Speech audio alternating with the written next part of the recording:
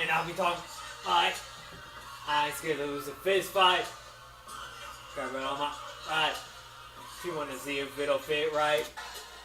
Hey bro, what are you doing over there? Hey bro, I'm just looking at some Kanye videos from the same Pablo tour that he did 2 years ago. I'm getting so excited, bro, if he goes back on tour. Yeah, you do know, if you are trying to get the best ways to find tickets, you should try and use SeatGeek. Hey yo, what is SeatGeek? Well, let me tell you a little about SeatGeek. SeatGeek is an app that takes the confusion out of buying tickets. On the app, they have a 0 out of 10 score on each ticket to let you know if you're getting a good or bad deal. Good means green, and then of course a bad ticket price will come up with a red icon. Plus, my viewers, you guys will get $20 off your first ticket purchase with my code VROB. That's all caps and VROB, no spaces. Click the link in the description below. That will lead you to get your first purchase on SeatGeek. Also, if you want to apply to be a SeatGeek ambassador, Team SeatGeek, the link will also be in the description. Thank you, SeatGeek, for sponsoring this video, and enjoy the rest of the video. That's all I gotta say. Awesome. Hey, I'll definitely use that next time Kanye goes on tour. For sure. So yeah, definitely use SeatGeek, guys. If you guys want to see any type of concerts, any type of basketball, sporting events, and yeah, enjoy this video. That's all I gotta say. What is going on, y'all? OVO here, and today, what we got going on is a video, and as you guys can see by the title, this team, I believe, is the biggest sleeper in the Eastern Conference. So, give you guys a little backstory. Last year, the Eastern Conference champion, LeBron, and the Cavs played the Indiana Pacers in the first round. That series, they were down. The Cavaliers, 1-0. They were down, 2-1. They went 7 games against the Pacers, and in Game 7, they won by only single digits. The point margin in that series was smaller than even the Eastern Conference Finals between the Celtics and the Cavs. The Pacers were just a game and a half away from being the number 4 seed, so they would have home court advantage. Who knows, if they had home court advantage, maybe they would have beat the Cavs, but I don't think LeBron will ever lose a first round series. But the point I'm trying to make is that this Pacers team last year, their first year all together, everyone thought they're going to be a lottery team. They would not win more than 35 games. They got robbed for trading away Paul George for Victor Oladipo and Sabonis. And instead, they were the 5 seed in the playoffs, higher than they were the year before. The year before, they were the 7th seed. And they took LeBron to 7 games in the first round. So before that, I had no respect for the Pacers. Even when LeBron was in Miami, as you guys know, they were the big Heat rival for those last 2 or 3 years when LeBron was there. And then going back to Cleveland, cannot stand Lane Stevenson. Now he's my boy in LA. But so after the series last year, I grew a very large respect for the Indiana Pacers and the team as a whole.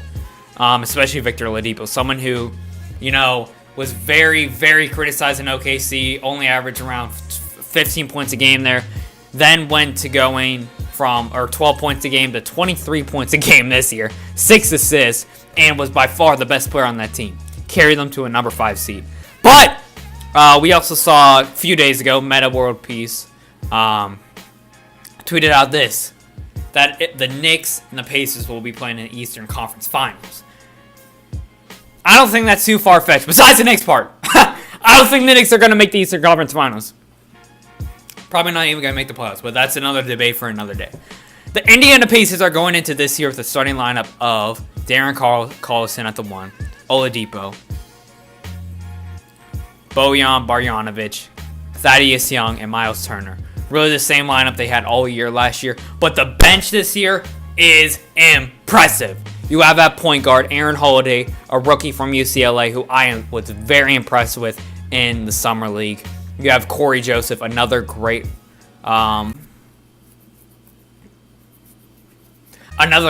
backup point guard that can really run the offense. He averaged 8 points a game last year. And then you get Tyreke Evans in free agency. Tyreke Evans had such a good, underrated year in Memphis, y'all. I thought for sure the Celtics were going to get him closer to the trade deadline, which I even told my friend Mark, who's a big Celtics fan, if they got Tyreek Evans and Kyrie was healthy, oh my.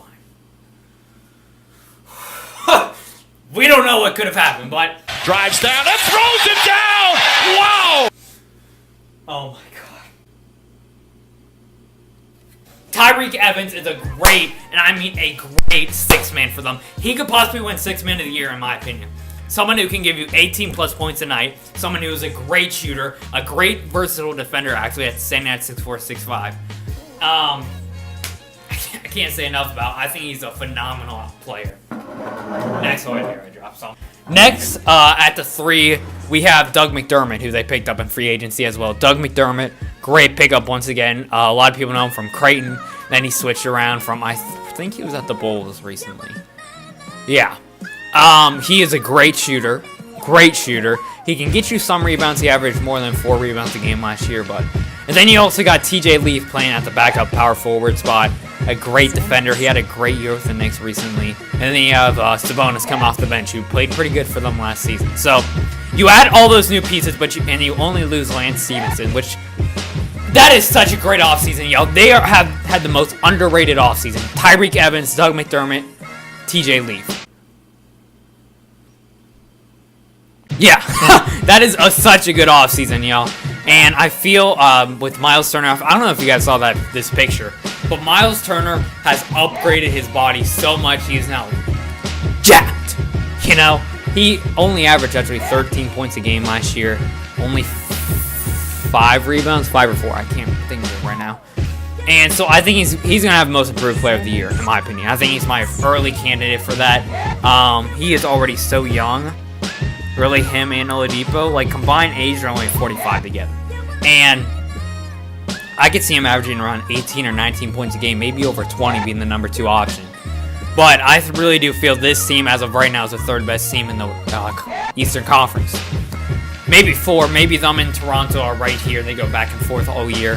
But I think it is no doubt the Indiana Pacers will have home court advantage in the NBA playoffs in the first round. And if they get to play the 76ers the second round, who knows, y'all? Maybe Embiid and Simmons have another collapse like they did last year. I hope they do not, because I want the best for Ben Simmons, but I would not sleep on the Pacers, y'all. I saw they have a 400-1 odds at making the finals. That means if you put down a dollar, you get $400 if it happens. That is the best bet to put in the league, y'all, besides LeBron making the finals, because no LeBron, no finals. But if you just put down $5 and if they somehow make the finals, you have $2,000. And if, like, Kyrie gets injured, or Gordon Hayward, or someone on the Celtics, they have a legitimate shot. And I think right now, all healthy, they could take the Celtics to 6 games. But yeah, comment down what you think about the Indiana Pacers. I think they're the most underrated, underlooked team, under the radar team in the league right now. I think they're somewhere around with the Nuggets and the Jazz. But yeah, I hope you guys enjoyed the video. Make sure to leave a like, subscribe if you guys are new. Thank you so much for the support.